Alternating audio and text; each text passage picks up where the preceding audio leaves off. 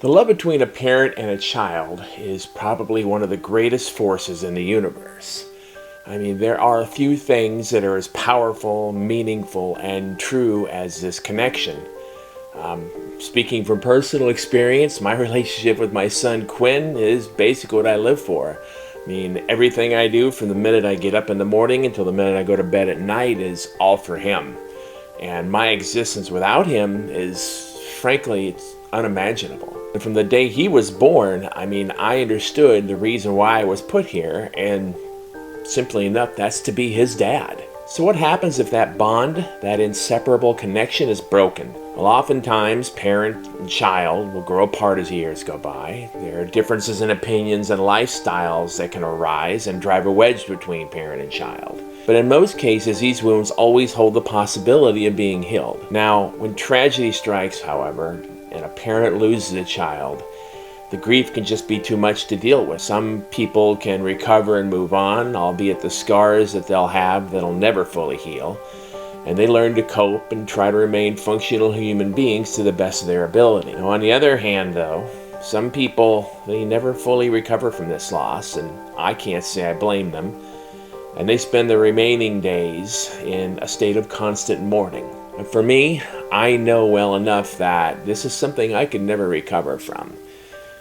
My boy Quinn, he's everything to me. And if something happened to him, I would definitely take a long walk off the short pier.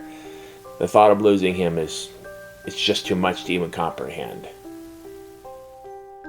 In 1994, the police in Salina, Texas were called to the secluded home of Olivia Mabel after a series of mysterious 911 calls. Now, years previously, Olivia had lost her little boy Aiden in a tragic drowning accident, and this loss sent her into a downward spiral of despair and isolation. I mean, it destroyed her marriage, it destroyed her life, and for years she lived alone at her secluded home. No one had seen or heard from Olivia in years, and the 911 calls were the first real contact that had been made from the Mabel residence in a very long time. Now, as a standard operating procedure, police were dispatched, but when they arrived at Olivia's home, what they witnessed there has become a thing of legend in the paranormal community. An event which to this day has baffled investigators and left the responders on that fateful day with long-lasting nightmares that are surely never going to fade and will most definitely haunt them the rest of their days. What follows is the truly frightening and bizarre case of Olivia Mabel. My name is Rick, and welcome to Shuddersome Undoings, Realms of the Weird.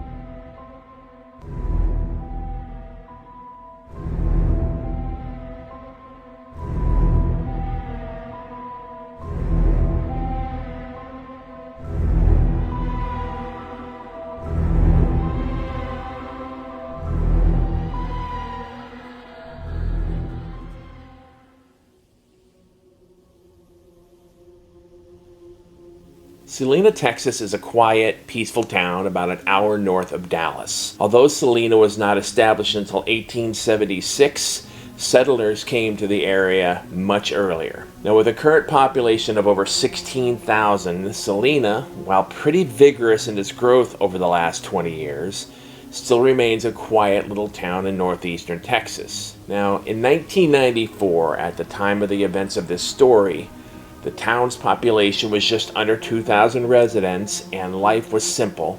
Not much happened there, and that's exactly the way the residents of Salina liked it. But after the evening of February 27th, 1994, when police responded to those 911 calls coming from the Maybelle residence, the peaceful silence of this little place was about to go up in flames big time. Now, around 9:30 p.m. that evening, the dispatcher at the Salina Police Department received 4 911 calls back to back. Now, there was no voice on the other end, only silence, and then the line went dead. In response, Officer Francesca Santiago and Sergeant Terry Goldchester set out for the Footlights Ranch, several miles outside the city limits. Now, the officers arrived just after 10 p.m., and even in the light from their cruisers, they could easily tell that the property was overgrown and it had not been tended to in years. Upon knocking and identifying themselves as police officers, the first thing they noticed was mail piled up high on the front doorstep, just rotting there. The next thing they noticed was that the front door hadn't been used in such a long time that it had swollen within the framework, wedging the door tightly within and splitting the frame, making entrance that way impossible. So the officers scouted around the property, and they managed to gain entry by way of the back door of the home. Now, this door was also swollen shut into frames, but at least they were able to kick this door in with a combined effort. Now, upon entering the home, they noticed several things immediately. The first was an old, stuffy, moldy, sickly odor, just like what you would get if you left a damp rag under the kitchen sink for too long. Secondly,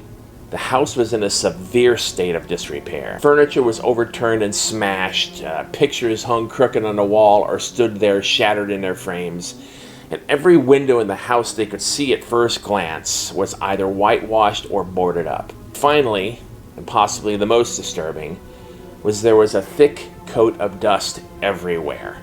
And it was plain to see that no one had been active within this home for a long, long time. Now, upon further searching the property, the officers began to notice some more disturbing things. The first thing was the only phone in the home, a wall unit near the kitchen, had a substantial layer of dust on it, just like the rest of the inside of the home. Now, this call had come from the residents. They knew that, but there was no indication that this phone had been used in years.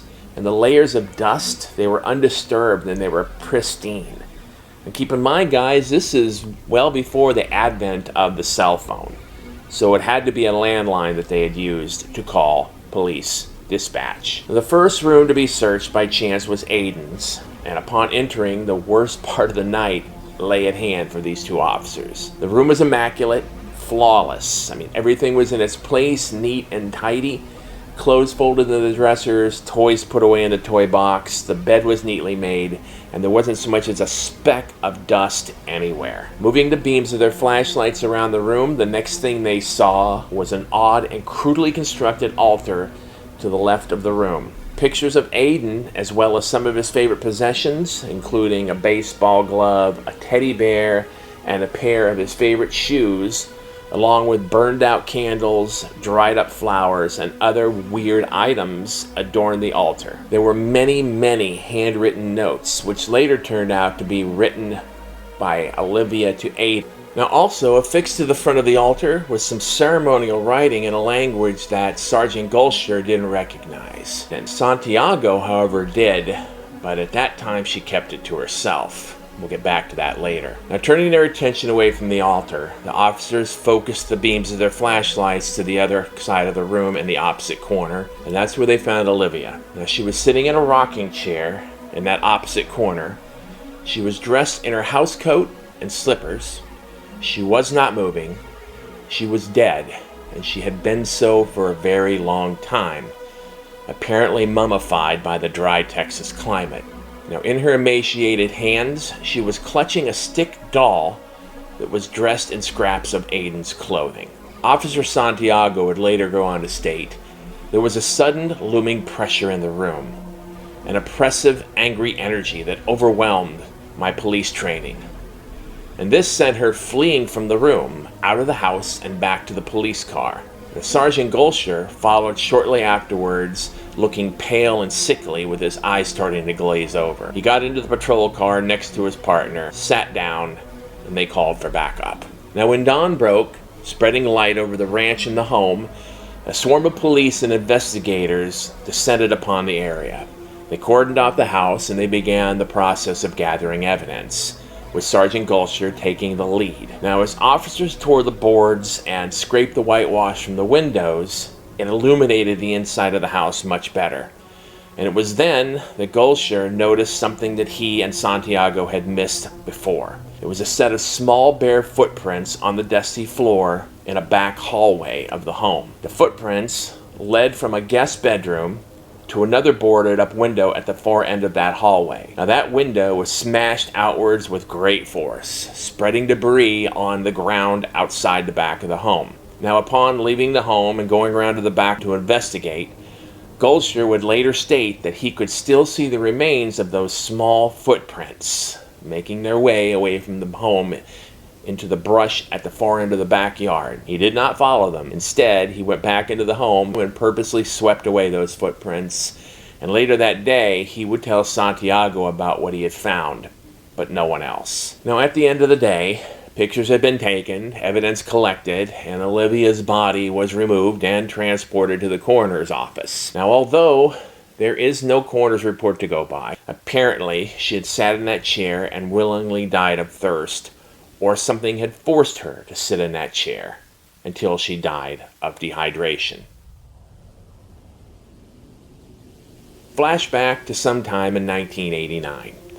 Olivia Mabel, her husband Travis, and then 5-year-old Aiden moved into their newly purchased Footlights Ranch property. Now the land was 13 acres with a main house and various smaller buildings on the property. There was also a seasonal pond as well as the terrain common to that part of Texas. Now this was a dream for Olivia and Travis, and Aiden was really excited as well. I mean, if you were a little boy, wouldn't you be looking forward to exploring the area? I mean, it was a big adventure for him, and he was so enthused about the whole entire thing. Now, life went on as normal for the Maybelles until tragedy struck in the summer of 1990. Now, Aiden had gone off to play that day on the contingency that he would be back by 6 p.m., which was when dinner would be ready. Now, as the day grew late and Aiden's dinner grew cold, his parents figured he just lost track of time like any child would, so they set off to look for him. Now, upon searching the property, they approached the seasonal pond, and that's when they noticed something floating there. And when they drew closer, they could make out the body of Aiden floating face down in the water. Immediately, Travis plunged into the pond, and then he attempted CPR, but it was too late. Aiden was gone. Now, both Travis and Olivia were devastated, as any parent would be. And unlike most who could recover, albeit the scars that would remain, Travis managed to recover, but Olivia did not. And instead she became withdrawn, filled with self-blame and self-loathing, and an absolute refusal to believe that her boy was gone. Now this led her to distancing herself from Travis, which eventually led to a divorce in early 1991. Travis just couldn't take it anymore. He was suffering too, but he was trying to move on, and Olivia was not. Now, Travis later remarried, and he moved to New England. He lost touch with Olivia after a matter of months, despite his wish to remain friends as he still cared for her, but eventually the phone calls were not being answered, and he threw his hands up in the air and walked away. Olivia was last seen in September of 1991. Now, going back to 1994, the authorities in Salina had no idea of what to make of the bizarre scene at the Mabel residence. I mean, the entire set of circumstances was bizarre to say the least, and they became even more uncanny once the collected evidence was gone over and reviewed. Now, as I said earlier, Officer Santiago had recognized the writing on the altar. She had recognized it as Sanskrit, but she had no idea what it said. Now, she only knew of Sanskrit because of the fact that her uncle was apparently into some darker realms of the occult, and she had some brief but meaningful exposure to the subject matter as a younger woman. Now, upon going to her uncle who lived in Dallas and asking her uncle what the meaning of the Sanskrit was, and then explaining the circumstances surrounding the case, her uncle reportedly showed signs of being greatly disturbed. He told her the basic translation of the words was build, or to construct. And he then asked if she'd ever heard of a tulpa, or thought form.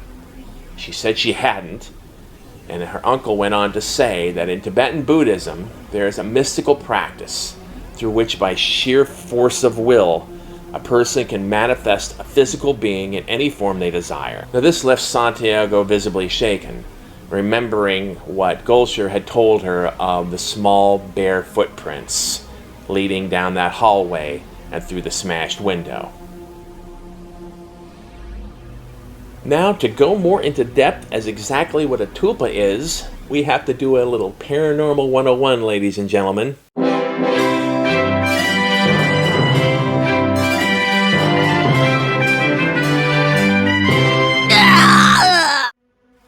Now, as we had just said, a tulpa is a mystical practice in Tibetan Buddhism where by sheer force of will, a person can manifest a physical being of their choosing.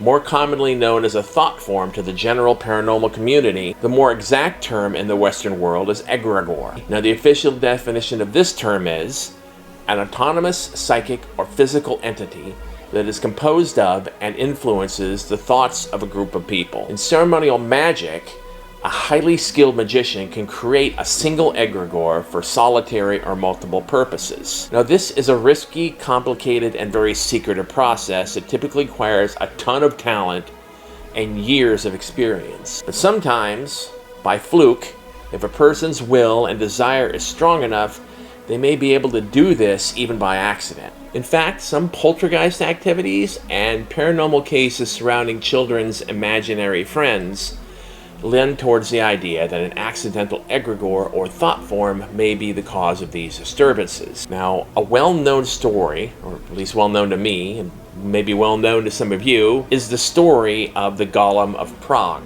Now, this account involves one Judah Lo ben Bazail, forgive me if I butchered that pronunciation, who was a late 16th century rabbi in Prague. Now, he reportedly had created a golem out of the clay from the banks of the river Vivata and brought it to life through rituals and Hebrew incantations to defend the Jews from either being expelled or killed under the rule of Rudolph II, the Holy Roman Emperor. Now, the golem was named Joseph, and it was said that he could make himself invisible and summon the spirits of the dead to do his bidding. According to legend, Joseph successfully defended the Jewish inhabitants, and when all was said and done, with no other purpose left, Joseph became destructive and violent, and regrettably, the rabbi had to, for less of a better term, deactivate him. Now, a really cool and even more interesting, but much lesser known account of a possible tulpa surrounds the late Walter B. Gibson.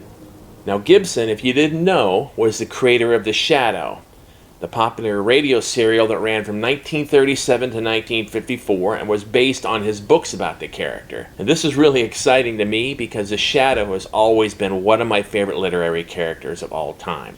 Now, most recently there was a movie, maybe not so recently, it was 1994, starring Alec Baldwin, and this is where the general public most likely knows the character from.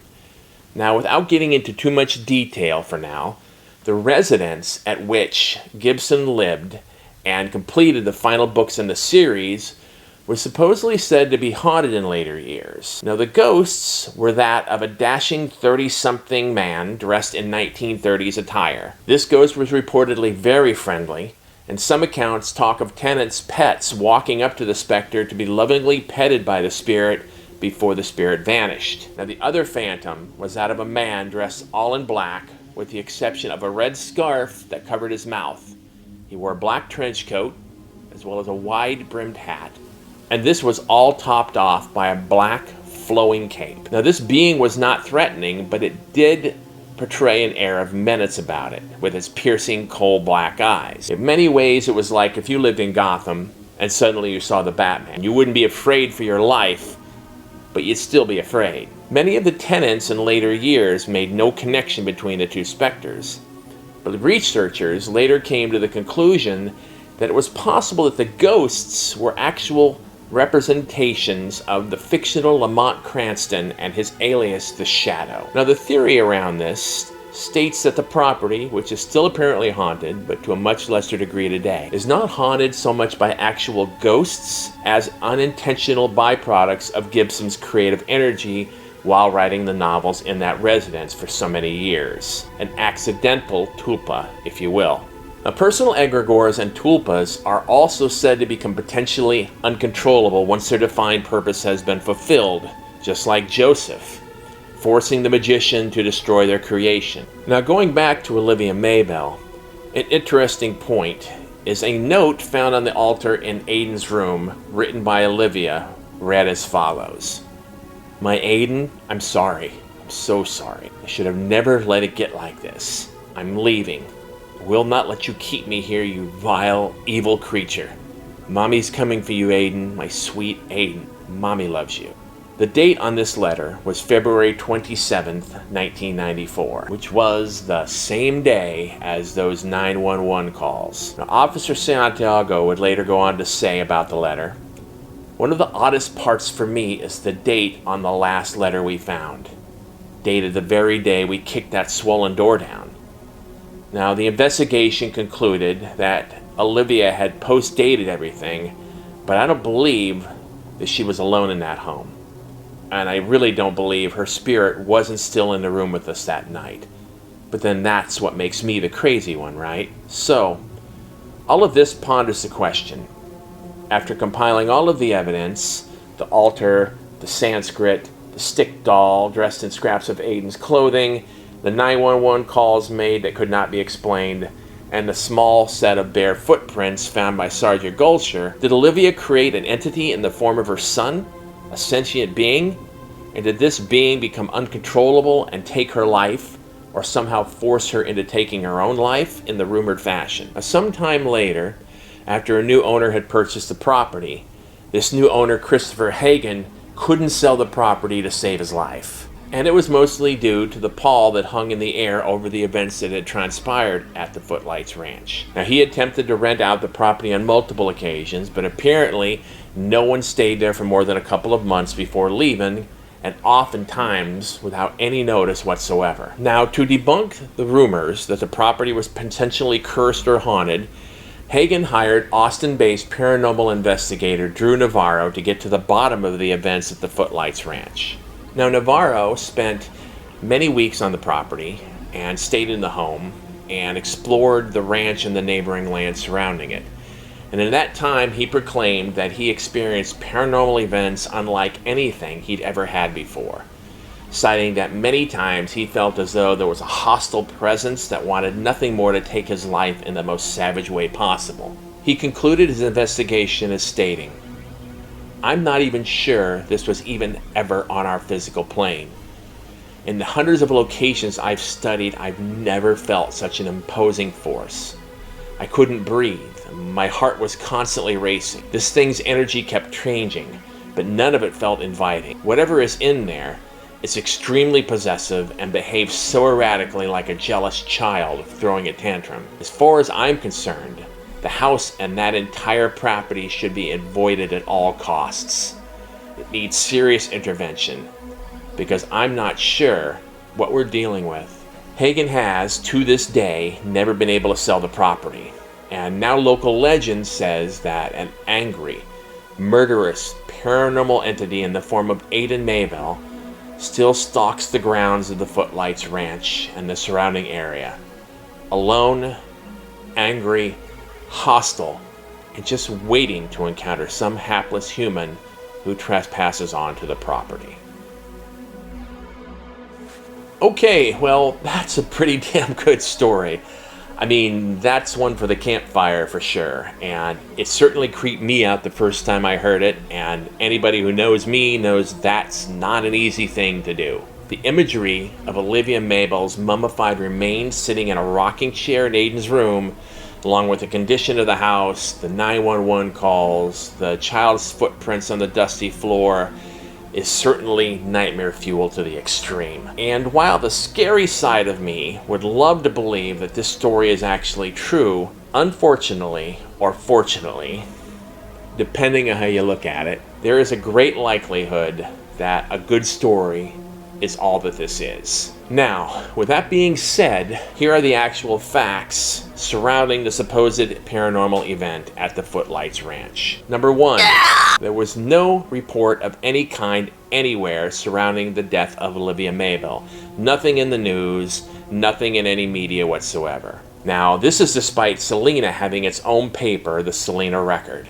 2, there's no obituary notice.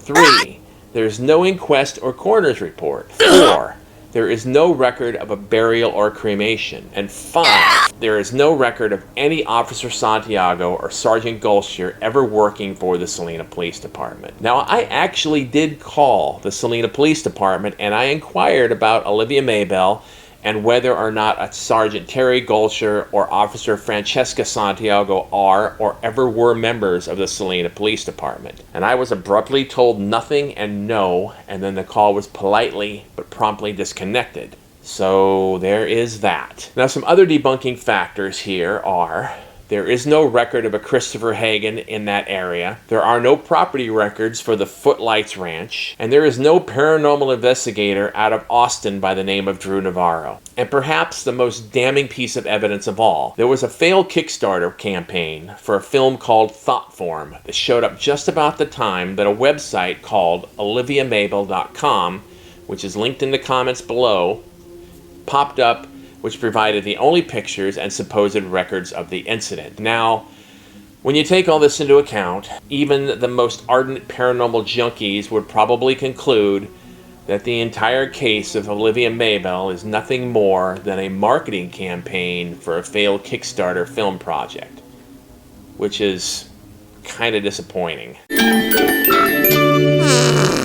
However, while it doesn't take much digging to determine that this story may be a complete hoax, it wouldn't be fair unless we looked at some evidence and ideas from the other side of the fence, leaning towards the idea of this tale maybe being true. First off, just because there are no coroner reports, property documents, or other official documents doesn't mean there aren't any. I mean, we live in the computer age, and we take a lot of things for granted since the rise of computers and the internet. So it's really quite possible that these documents may be out there, but they're not available through the internet for the average armchair investigator. Now, the other most compelling idea, at least to me, lending towards the possible truth of the Olivia Mabel case, is that most of it, if not all of it, could have been swept under the rug by local officials.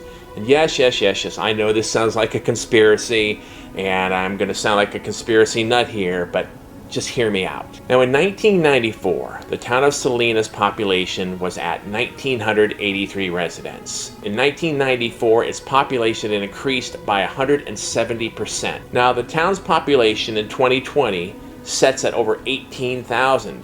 So this is no tiny growth spurt, folks. This is a major growth spurt since 1994. Now, Salina is positioned geographically, demographically, and economically to quickly become a big player in the North Texas metropolitan community. So, with that being said, there is a possibility that in 1994, when the town was at a fraction of its current size and population, that the powers that be saw the events at the Footlights Ranch to be a possible hindrance to the town's growth and cast a shadow over the community. I mean, who wants a murderous supernatural entity roaming around their backyards, right? Now, I'm from a small town in Nebraska, and I can tell you for a fact that small, tightly woven communities are not beyond banding together to bury any skeletons in the closet that could be there and possibly damage the community. This is quite a stretch, as I said. But who's to say the people behind the failed Kickstarter program for Thoughtform didn't just accidentally stumble across this story and decide to base their film on it? Now, in the end, there is more evidence suggesting that this entire thing lends itself to the realm of fiction. But I guess the morbid romantic in me still wonders if there is a Footlights Ranch, and what's going to happen when eventually the city expands enough to put the former home of the Maybelles right in somebody's neighborhood. That's definitely something to think about. Somewhere on the property of the Footlights Ranch and the land surrounding it, a thing in the shape of Aiden Maybelle walks, its intentions unknown, its aggressions unhindered. But to be honest, as a parent, who, as I said before, loves his child more than anything, in my heart I feel real sadness for Olivia and for Aiden. And the more emotional side of me hopes that if this story is really true, then wherever Olivia and the real Aiden are, they're reunited in that other place, happy and free forever. That's my greatest wish for the two of them. Okay, my fellow horror hounds. So if you enjoyed this, I'd love you to death if you'd give me a like. I'd love you even more if you'd share this with your fellow ghouls. And if you subscribe to my channel, I promise I will worship the ground you frigging walk on. Also, please leave your comments below and I'll be happy to respond. Now, as a side note before we go, my next video is going to be the first paranormal game that I am going to be playing on this channel, which is the whole reason I set it up in the first place. Now, this particular ritual is known as, one second, gotta read it from here. Hitori Kakanarabo.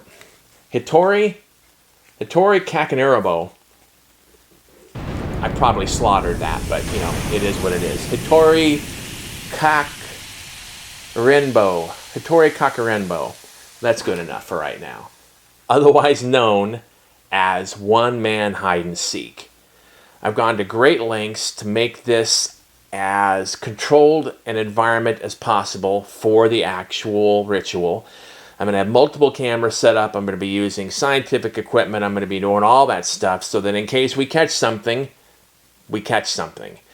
With that being said, if you don't hear from me again, well, I guess that means the ritual was a success.